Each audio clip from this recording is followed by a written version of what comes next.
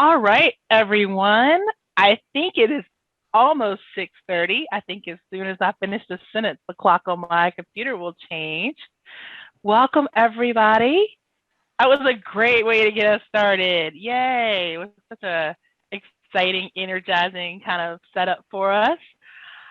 We don't have anyone for you to dance with, but I, Erica Jones-Haskins, on behalf of the IFSP staff, are super excited to have everyone here tonight to talk about advocacy. This is a topic that our state and regional council members have selected. This is how we do these coordinated council meetings. The topics come from the community and the public, and we help support them. And we're so excited to be here tonight and so glad to see so many people here joining us this evening. I am Erica Jones-Haskins. We have other folks from the IFSP staff that I'll quickly run through just so you guys know who's here. And then I'm going to turn it over to Carly Blake to set us up to let you know who's the speakers for tonight and that sort of thing. So also here with us tonight, we have Rachel Vamenta. And Rachel does all of our beautiful communications work, especially our cool stuff you see on Facebook and also our newsletter. And we also have Kristen Springer, who is here tonight. And Kristen is our Western Region Peer Support Specialist. So she is there to help folks in the Western Region be able to connect with other families, support the council in the Western Region. And we're happy to have her here with us tonight as well. And last but absolutely not least, we have Carly Blake, who is here to, Carly supports our work with our state and our regional councils. And a lot of what you see in this meeting is all because of her love and attention. So Carly, I'm gonna turn your baby over to you and say thank you. And I'm so glad to see you all here tonight. I'll be with you throughout the evening. But Carly, take it away. Hi, I'm Carly Blake. Thank you, Erica. I'm gonna go ahead and get us started. Actually, Erica, if you don't mind walking through the agenda for us, I'm sorry, it says insert here. I forgot to add their names, but I need to deal with someone being muted that needs to be unmuted. Jesse. No worries, I am glad to do that. So while Carly's taking care of some tech support stuff, just to remind everyone, if you have tech support issues, we have the chat that we will put things in periodically throughout the night. I think I'm unmuted now. Yes. Awesome, thank you. We've got our chat where you can answer, ask your questions and things like that. We also have here tonight, if you need any help, just use that. When we have our breakout rooms, we'll have people in those breakout rooms who can help you get some of the answers you need.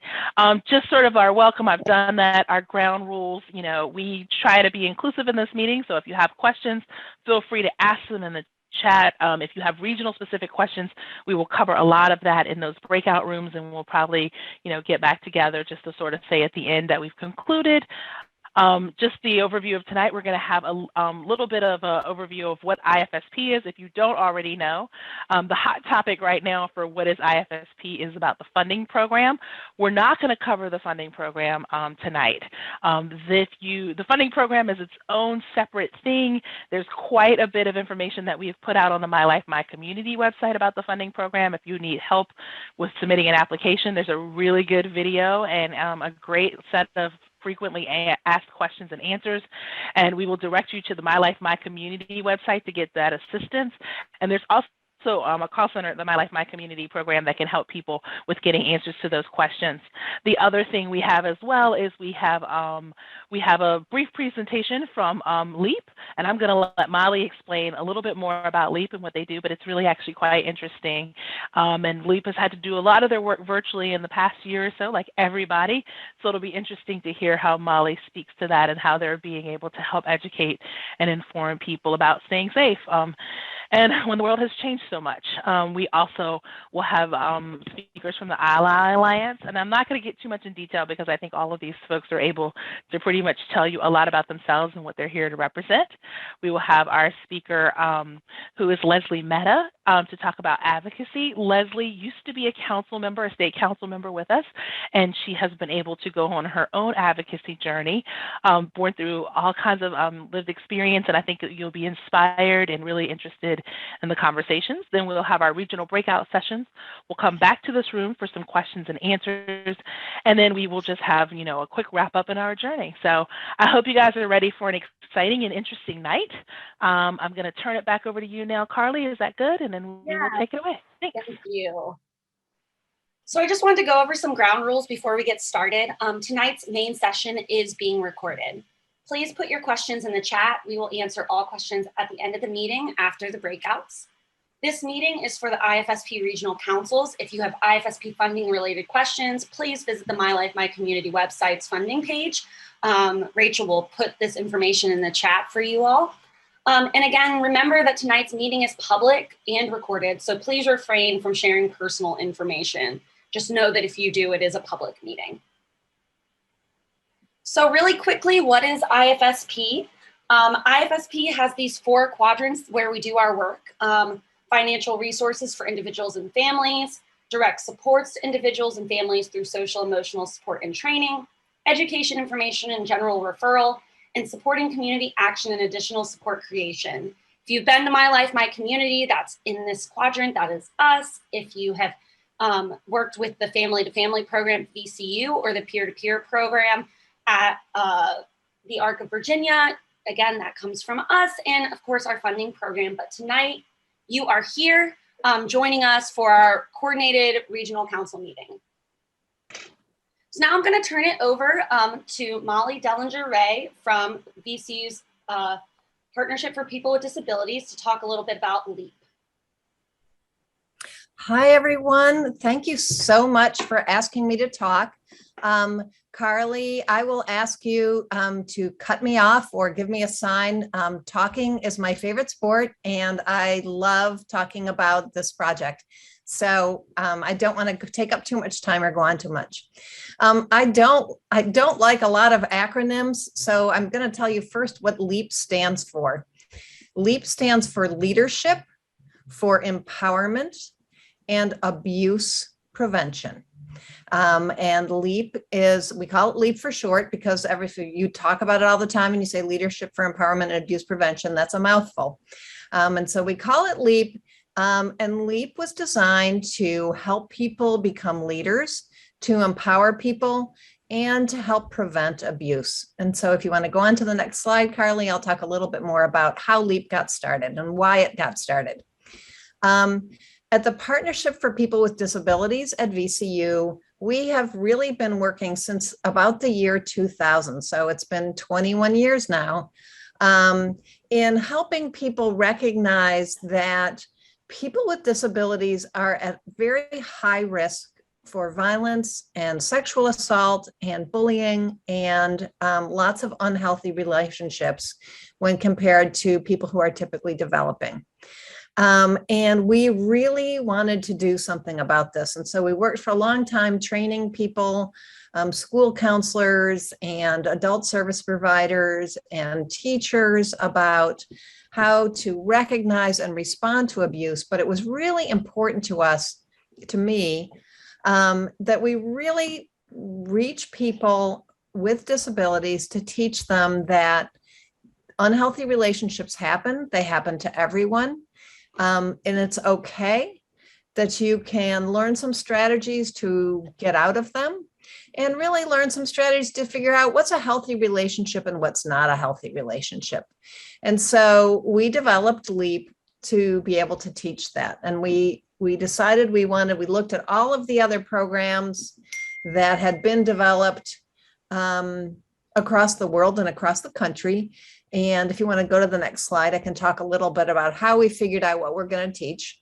We had a group of people who advised us, and on the ground floor of that group was people with disabilities and their family members. There may even be some people here that were on our advisory committee who helped us.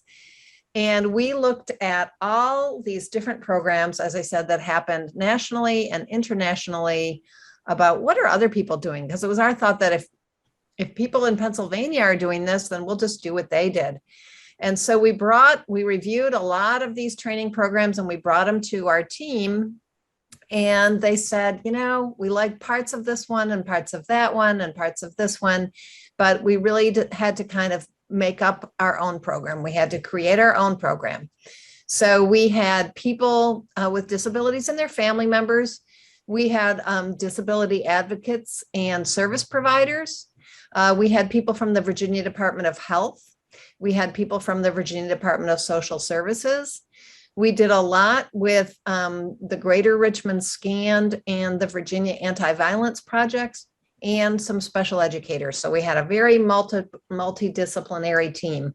I am the mom of someone who was diagnosed with a disability, and I'm a special educator both. So I kind of wore many hats when we were developing LEAP. And this is how we came up with what we came up with. So go ahead and go to the next slide, Carly. So we decided the training would be only 4 sessions. We didn't want it to be too many sessions. And each session is about 90 minutes. It's very interactive. Nobody gets bored, and typically no one gets bored and wants to leave. It's very interactive. It's usually groups. I'd say we said 10 to 13. It's really more like 8 to 10 is ideal. We've had up to 15 at the most. We've had as few as 5. It's taught by a person with a disability and a co-trainer. So we have teams that go out and teach it. And we work really hard with our LEAP trainers to learn not only how to teach LEAP, but also when you start talking to people about relationships and about healthy relationships, oftentimes it will help. It will remind them of an unhealthy relationship or a traumatic incident that has happened in their life. And we want to be sure that our trainers are sensitive and know how to respond to that and get people help if they want it. And so they have to do a lot of work to become a LEAP trainer. It's not impossible to do. It's fun, and people really enjoy it. And so the first step is to take a LEAP class and then practice the training with, I always say, with your family, your friends, and your pets, and then have us come and observe you and make sure the training is being carried out the right way, and then they're certified. So go ahead, we'll go on to the next one. So that is how we came up with LEAP. Every part of LEAP, in every session, we do this at least twice, and I'm going to ask for your patience and just do it with me now. I know everyone's microphones are muted, but LEAP has a power statement, and we really worked hard with a focus group of people with disabilities to help us come up with our power statement. And so I will say it. If you want to say it after me, that'd be great. I am strong. I am strong. I am strong. My feelings are important. My feelings are important. My feelings are important. Love it. I deserve to feel safe. I deserve to feel safe. I deserve to feel safe. I deserve respect. I deserve respect. I deserve respect. I deserve respect. Thank you, guys. You are awesome. That is the LEAP power statement. And after an organization says, we want to have LEAP, we want you to come and train these people, then they get a poster of the power statement that they can hang up in their hallway so they can remind them of the LEAP power statement as we go through. So that's the LEAP power statement. Go ahead and go on to the next one. I don't know if anyone's interested in this or not. We knew that people had a really good time at LEAP, and they really liked it, and they thought it was fun. But we wanted to make sure that people were actually learning something. And that's very important to us at VCU. And so what we wanted to do is we gave people we had them watch a little video of a relationship, of an interaction between two people, and said, what do you think about this relationship? Do you think it's healthy or unhealthy? And then we'd say, why? And if it was an unhealthy relationship, they'd say, what should the person do next? And what we learned is that almost everybody knows what an unhealthy relationship looks like. Everybody knows if somebody hurts you or steals from you or is unkind to you, that's not healthy. But what people really learned in LEAP was, what should they do to get help? What should they do next? And really better able to describe why a relationship is unhealthy. What is it? They learned some words, some vocabulary words to describe why is that relationship not right? And so we're very proud that not only do people have a lot of fun in LEAP, but they also learn something. Okay, 2-minute warning. Go ahead to my next slide. And that's it. I'm winding up. So this is my email address. I know Carly said not to share anything personal. This is my dog. If you have questions, if you're interested in learning more about LEAP or interested in having a LEAP training, I would love to hear from you. As I said, talking is my favorite sport, and I got it in under 5 minutes, so bravo to me. Because it's something that's I really enjoy talking about, and it's really important. So thank you so much for having me. Yes, thank you, Molly, for coming. If anyone has questions, this is her email. Unfortunately, right now we do not have time to take a bunch of questions, but if there is one in the chat, I haven't seen any. But if anyone has a question, I'll open the floor to one and then we'll move on. All right, Paul. I would like to thank Molly and all of her support through my years. Our People's First group, including some of our members, including me, actually went through this training a couple years ago. Oh, I'm so happy to hear that. Did you enjoy it? Yes, I did. And actually, the late Alexa was my training. Oh, she was a great trainer. And it was at Warfield, actually. Oh, Alexa was a great trainer. We really miss her. Thank you so much for sharing that, Paul. You're welcome. Anytime. Thanks, Paul. Okay, we have one question. We have one question, then we'll move on. What age group do you present to? Okay, so that's a really good question. Thank you so much for asking that. We designed LEAP for adults, and some people think adults start at 18. Some people think adults start at 15, but we designed it for 18 and up. But we are very fortunate because some people who work at James Madison University heard about LEAP and heard that it was really a good program and that people liked it and learned a lot from it. And they said, we are working with some teenagers, and they're actually working on sex education. And I'm always very upfront that LEAP is not sex education. It's about healthy relationships. It's not about dating.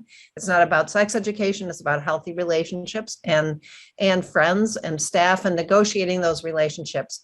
But we have been given some time and information to work with the people at JMU to adapt LEAP, to make a new LEAP focused on teenagers. So it's literally on my desktop right now because I'm behind on it, but I am plugging away to make LEAP available for teenagers. So thank you for that question. Awesome, and thank you again, Molly, so much. We appreciate having you. Love being here, thank you. Great, so now we're gonna turn over really quickly to some of our partners with the Ally Self-Advocacy Alliance. Shawn, Kirk, Brittney, Lee, and Jesse Monroe. They have been participating with their regional councils for a few months now, actually since the beginning of the year when they presented to us. And I just wanted to give them the floor for a few minutes to talk a little bit about what the Ally Self-Advocacy Alliance does. May I go first? Absolutely. Sure. Hello, I'm Brittney Lee. I live in Richmond, Virginia. I have come from a local self-advocacy group called the Four Seasons, where I started at the beginning of my journey. I also became a member of the Life Like Yours Self-Advocacy Alliance, where I currently serve as a co-chair. I am a leader for people with disabilities.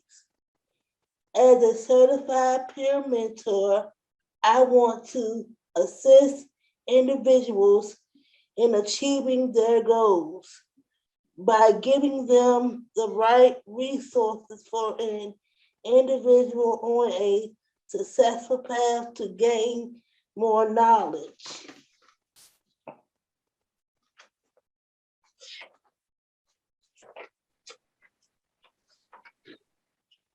Right. I continue to advocate for persons with disabilities while serving on many committees, such as the Marcus Alert, Community-Based Service Advisory Committee, Individual, Family, and Support Services. I'm reminding you, meaning. Home and community-based services. I'm reminding you, meaning. I wasn't, self-advocacy is important to me because I wasn't able to get Dragon Naturally Speaking because I was denied Medicaid services. I wasn't able to have the services because of my use of one finger. That's why self-advocacy is important to me.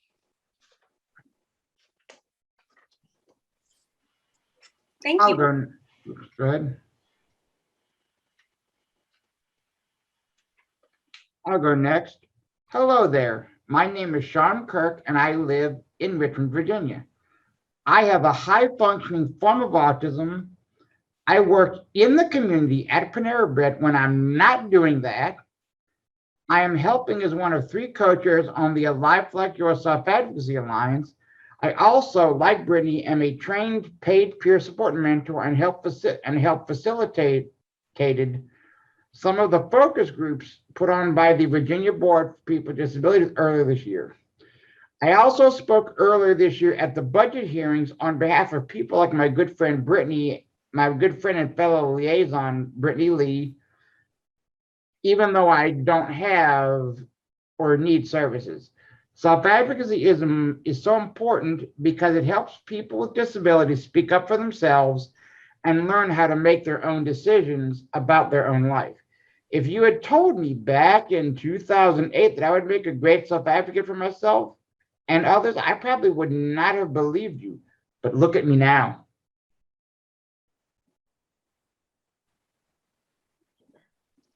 All right. Hello, everyone. My name is Jesse Monroe. I'm also a member of the Ally Alliance. I have been doing self-advocacy for about 4 years now. I am with a local group in Norfolk, Virginia called Our Voices, and I'm their liaison for the Alliance. I'm also on the board of the ARC of Virginia. And of course, I do some things with IFSP too, as well. Advocacy is very important to me because I know when I was a younger man and a child, how hard she had to advocate for me to get things I needed when I was a kid and to get on the Medicaid waiver that I'm on now. And I saw and learned about how people with disabilities were struggling to get on waivers and how people with disabilities were just not getting things they need. So I felt like I need to do that to give it back to make sure everyone with disabilities has, the things that they need. And so I think that's why it's very important to me. And also I live on my own, my apartment, and I think everyone should have that independence, even people with disabilities. So that's why I do that. And that's why advocacy is important to me. Thank you. Thank you, Jesse, Shawn, and Brittney. I always enjoy you all participating in your regional council planning sessions. You are great representatives of the Ally Alliance and your local groups as well. So thank you so much for sharing with us. Now we are going to move on to the main speaker of tonight, Leslie Mehta. Leslie Mehta is an attorney and chief of staff and counsel to the CEO at the Richmond Metropolitan Transportation Authority. She has nearly 2 decades of legal advocacy experience. She holds a bachelor's in English literature from the University of North Carolina, Chapel Hill, and a JD from Howard University School of Law. Leslie was appointed to the IFSP State Council in 2019 and served until 2020. In 2020, Leslie launched prettybrook.com, where she interviews politicians, executives, thought leaders, and parents about disability issues. Only a year after its launch, Pretty Brook was nominated as a 2021 Disability Law Center of Virginia Disability Impact Award nominee. Leslie is also a board member at the International Rett Syndrome Foundation and the Children's Hospital of Richmond at VCU Family Advocacy Network. Leslie's daughter Brooke was diagnosed with Rett syndrome in 2017. She passed away from Rett syndrome complications in March 2021 at the tender age of 5.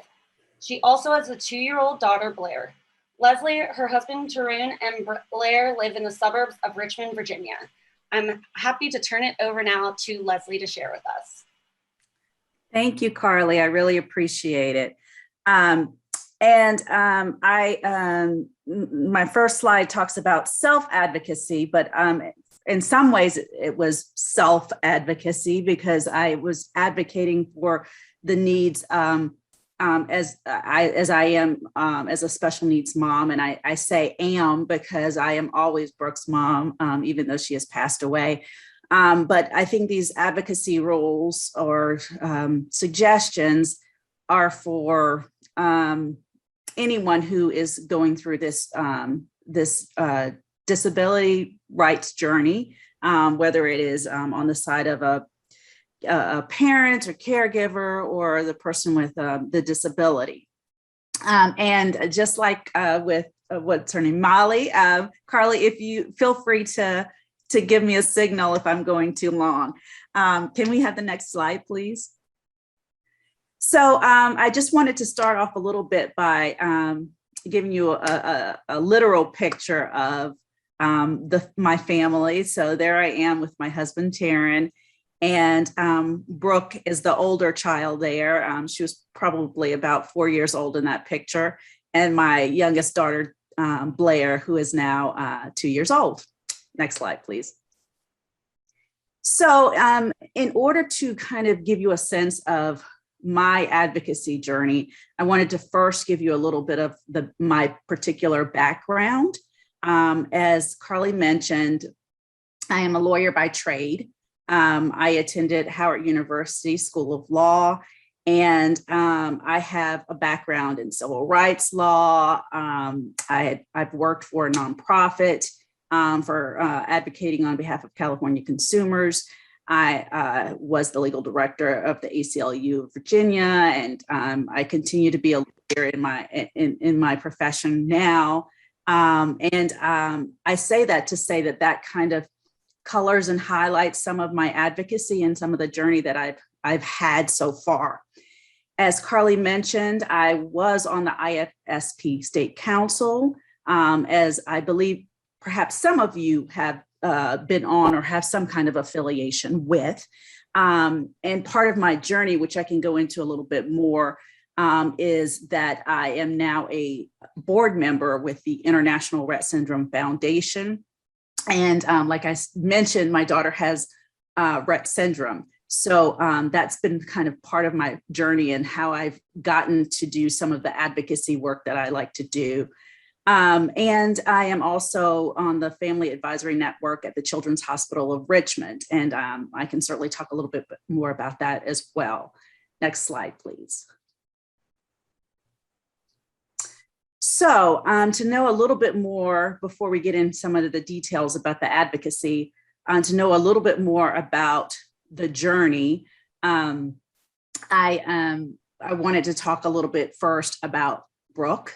And so some of my journey obviously is specific and unique to Brooke, but it is part of a broader way of looking at how I got into disability rights issues. Brooke was born in 2015. Within a few months of her birth, my husband and I started noticing that she was not meeting her milestone. She was not rolling over. She wasn't crawling at the time frame that she should have been crawling. And so we started having discussions with our pediatrician. So I would say that in terms of advocacy for oneself or for others, if you're trying to give advice to others about starting a disability journey or, trying to advocate for the rights of others, one of the first things that people may want to do is certainly reach out to their pediatrician if it is someone who is, a small child. And that was the route that we went. We started talking to our pediatrician who recommended county testing. And we discovered through that process that there were developmental delays, although we didn't know specifically what her particular, we didn't have a particular diagnosis at that point of time. So, but because of that, which this part may certainly be familiar to a lot of people, we started working with speech and physical therapy and occupational therapy and on all of those things. And ultimately in 2017, Brooke was diagnosed with Rett syndrome. And I saw in the chat that there's another Rett syndrome mama out there. So shout out to her. And so Rett syndrome is a neurological disorder. It affects about 1 in 10,000 girls and even fewer boys. So it's considered a rare disorder. It renders people incapable of talking or having at least limited speech. And there are sometimes regressions even with the speech that one might have. And some are able to walk in a limited capacity. My daughter Brooke was one who was not able to walk. And there are other kind of issues that come along with that. So she had difficulty with purposeful hand movements. She had the ability to do some of that, and she lost it over time. And Brooke, along with a lot of other kids with Rett syndrome, had seizures. She, starting probably around the age of 3, she started to have seizures. And so that became another issue that we had to address during her during her living years. So that was one of the things that we had as one of her conditions. And as was mentioned before with Carly, Brooke passed away earlier this year in March. And some people with Rett syndrome live well into adulthood, and some pass away when they're young. And Brooke just so happened to be one of those who passed away in her sleep earlier this year. As part of her legacy, I continue to advocate, and I'll talk more about what that looks like for me, particularly with prettybrook.com and my work through International Rett Syndrome Foundation and the like. Next slide, please. So in terms of advocacy, one of the things that I recommend to people kind of trying to start the advocacy journey, as I call it, because it's not just one isolated incident in time, or instance in time, rather. I suggest that you educate yourself first.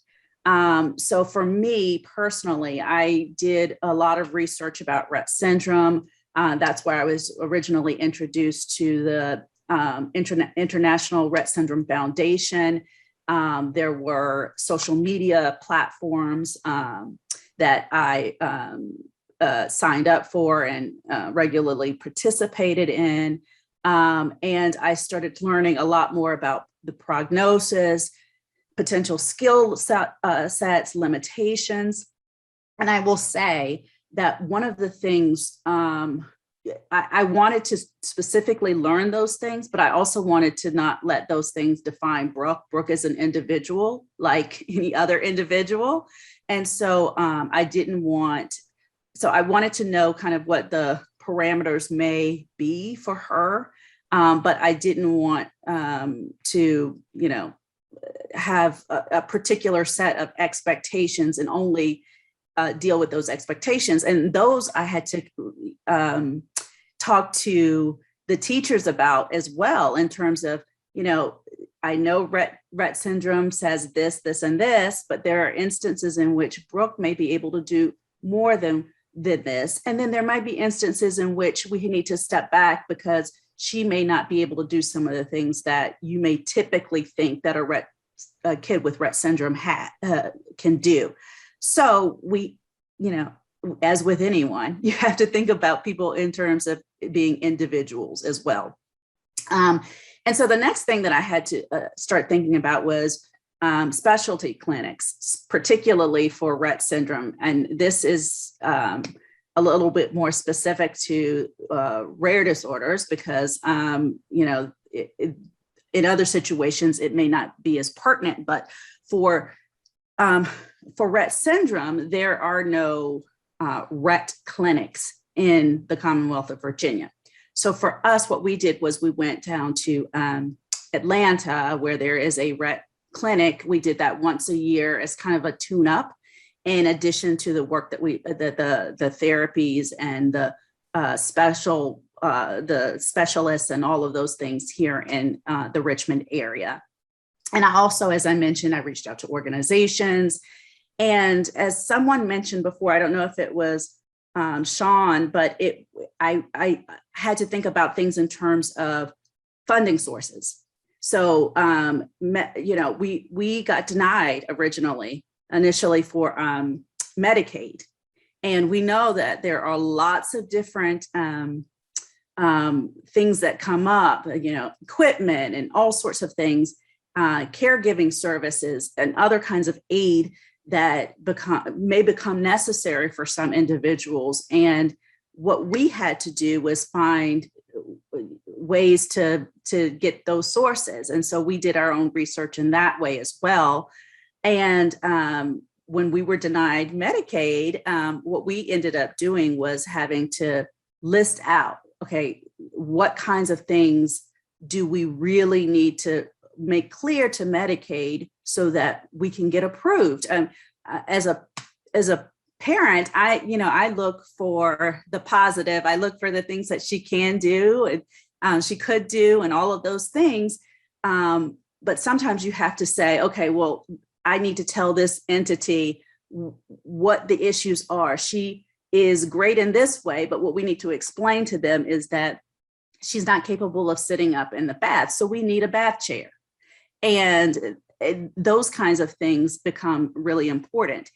And in addition to that, as I can talk about a little bit in more detail, what I did, particularly with my legal background and lobbying and all of those things, is I also reached out to my state representatives. So I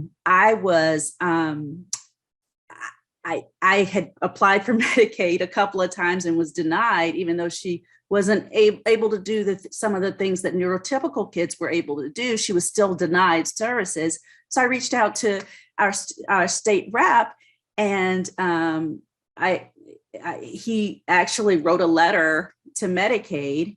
And Medicaid, after that, the next time we actually were able to get approved for Medicaid. And I don't think that was a coincidence. And so anyway, in addition to that, we thought about, my husband and I thought about things in terms of the legal rights and educational rights. Brooke was in kindergarten when she passed away, but we had certainly already done some of the we had done an IEP plan, and we actually hired an advocate to attend virtually with us the IEP. So because it was our first IEP, we didn't know what to expect. And for us, that was a good way to go to get an idea of what kinds of things we should be asking for. And it was recommended for us to possibly do another tune-up with an IEP advocate later on when she was a little bit older. But that is another realm of advocacy that one may want to take if you have school-aged children. Next slide, please. So once I decided, once I felt rather comfortable with educating myself about Rett syndrome and and things that might be helpful to Brooke. That's when I started the journey of trying to educate others in the way that I could. So here I talk about educating others about Rett syndrome, even when there are diagnoses that are not rare. There are instances when medical professionals or agencies or others that you're reaching out to may not know as much about the condition as you as the individual with a condition, or you as a caregiver or parent or that nature. So it may be unfortunate, but you may be the one that's educating someone else about these things. And so these are some of the ways in which I did it. I talked to educated medical professionals. I told people about October being Rett Syndrome Awareness Month. I reached out to our local TV stations to talk about it.